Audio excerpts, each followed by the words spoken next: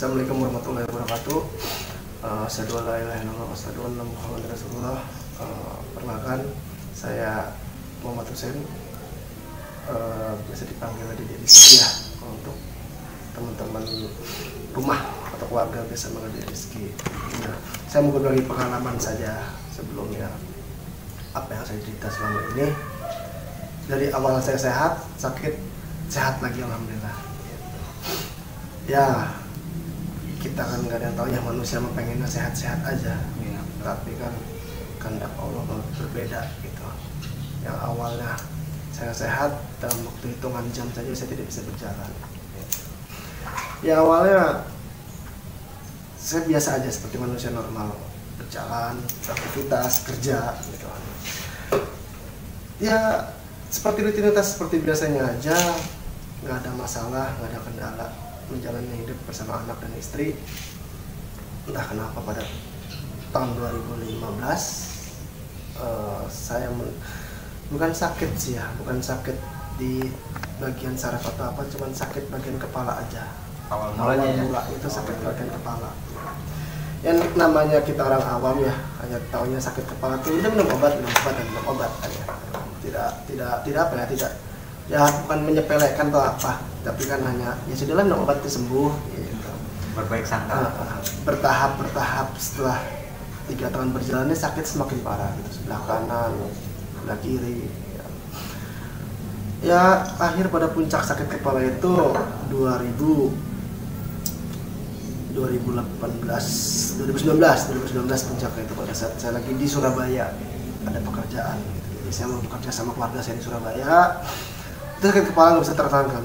Anehnya itu ya saya tidak seujun dan tidak apa ya berpikir berprasangka buruk lah sama siapapun. Sakit kepala saya itu sakit pada saat salat subuh, azan subuh. Kalau bahasa Cilegonnya tarhim ya, tarhim, bahasa tarhim ya. Itu pasti udah sakit kepala itu mulai. Itu sudah pasti, nggak pernah terelakkan pasti.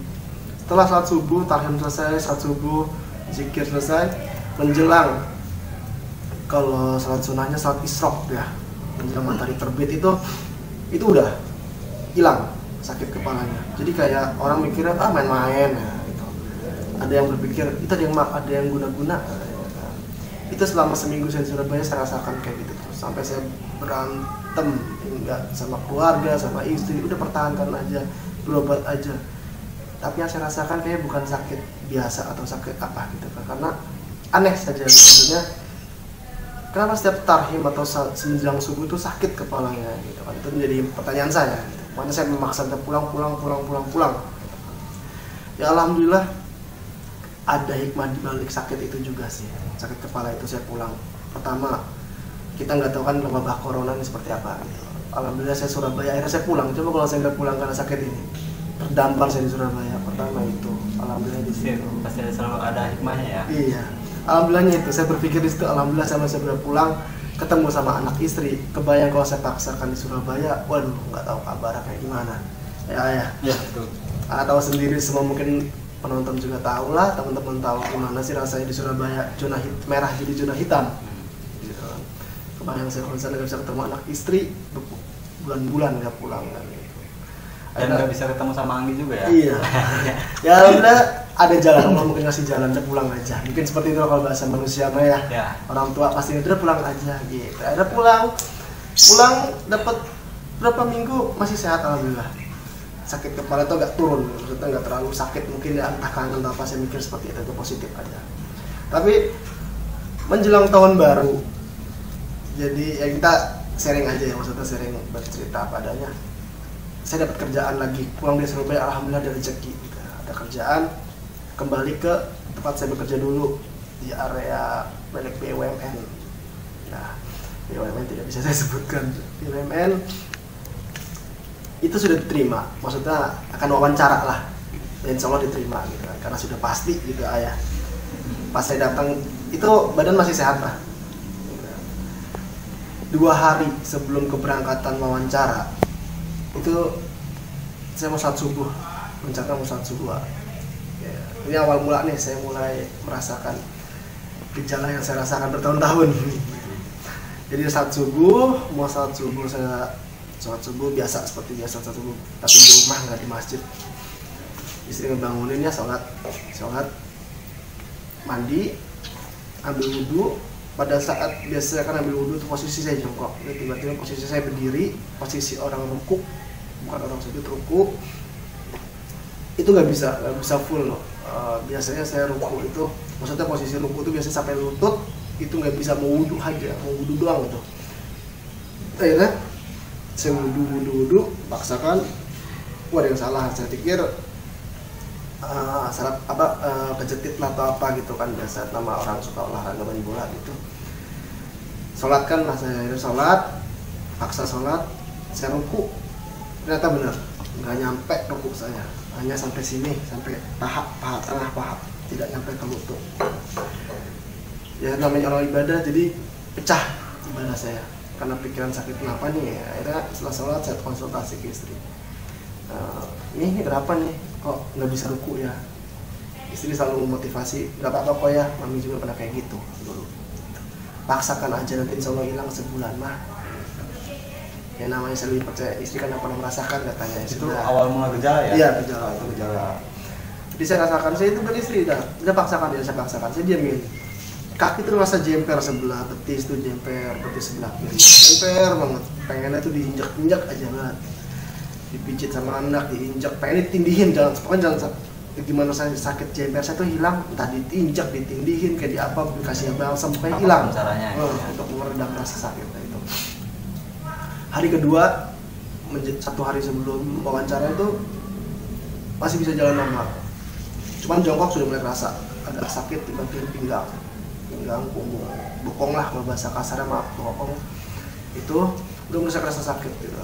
Kata istri udah paksain aja, nanti hilang sendiri. Ya udah, saya paksakan. Pak sehari haknya untuk wawancara itu bangun tidur itu nggak bisa, langkah itu bukan nggak bisa, bisa, cuman kayak orang jenggrang ya, kalau mana ya timpak gitu tuh jalan itu sakit kayak pincang lah, itu nggak bisa. Akhirnya pakai sepatu safety berangkat, itu ngangkat sepatu safety pun nggak keangkat, jadi saya seret.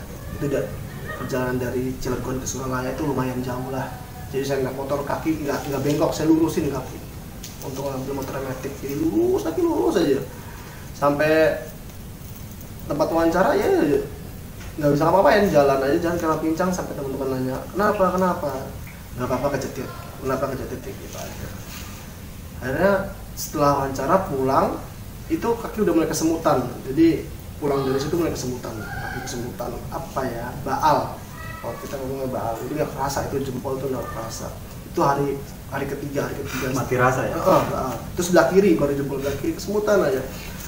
Setelah keempat, kelima, keenam, hari keenam, karena saya kan ada janji sama BUMN itu, perusahaan itu saya harus masuk kerja 3 hari setelah itu, karena saya izin ke istri dulu. Dan makin parah, kaki saya makin parah, nggak bisa dilangkahkan hari ke-6 setelah itu. Hari ke-6 tuh nggak bisa dilangkahkan, mulai total. Sebelah kiri udah total. Jadi saya minta tolong ke istri sampai mertua, udah bawa aja terapi di satu tempat, belum sama Anggi, belum, masih orang lain. Itu terapi pertama itu saya diterapi, tapi hanya bagian yang sakitnya aja, sebelah kirinya aja, karena kanan saya masih waras, masih normal.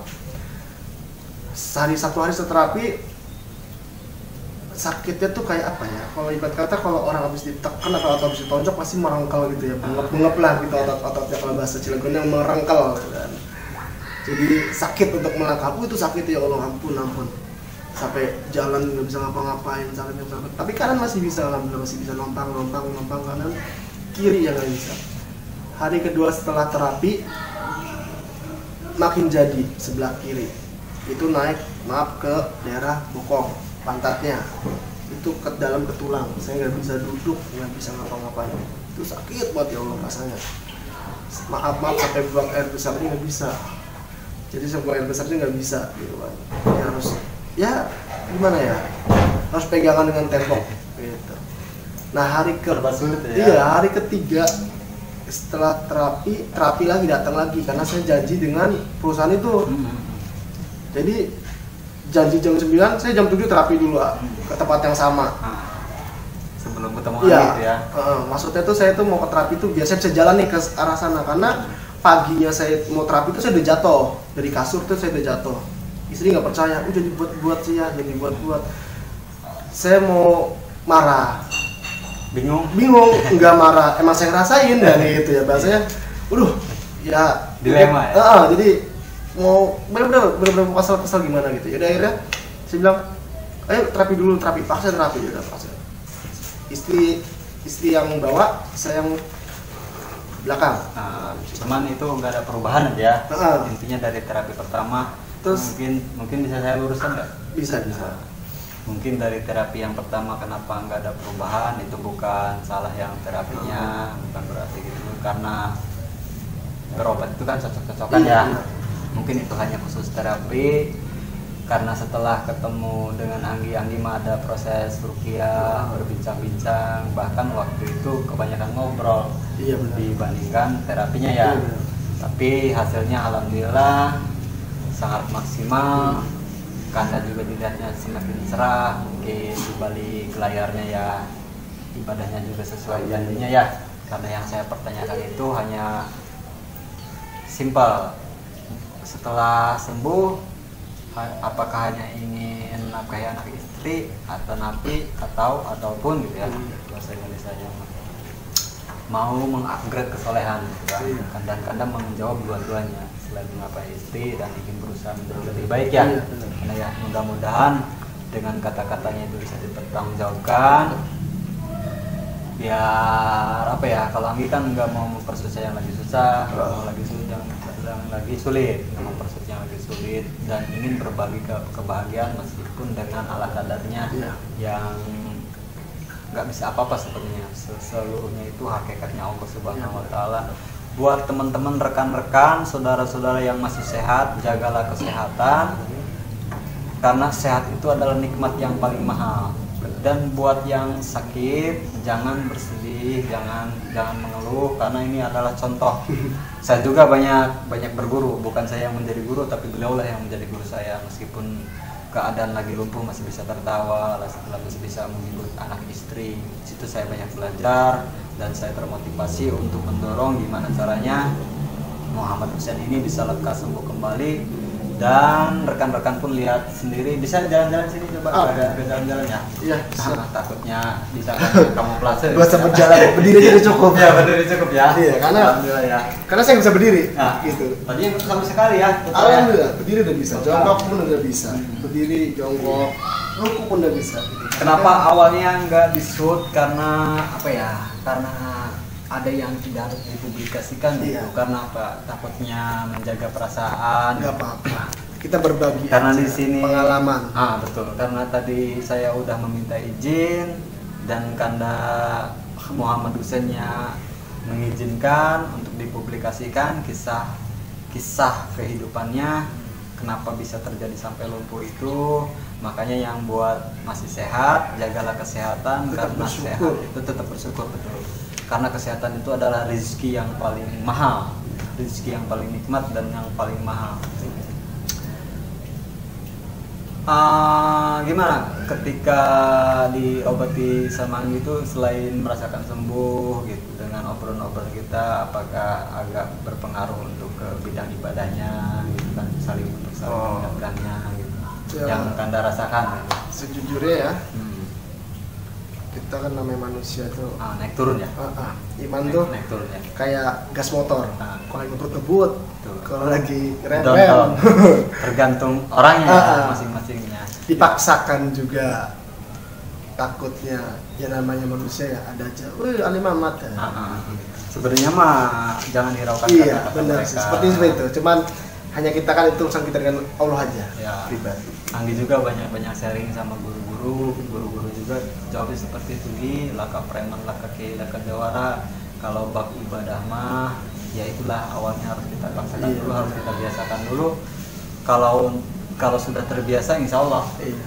Maka saya tutup video ini dengan wabillahi taufiq wal hidayah. Wassalamualaikum warahmatullahi wabarakatuh. Sampurasun, salam rahayu.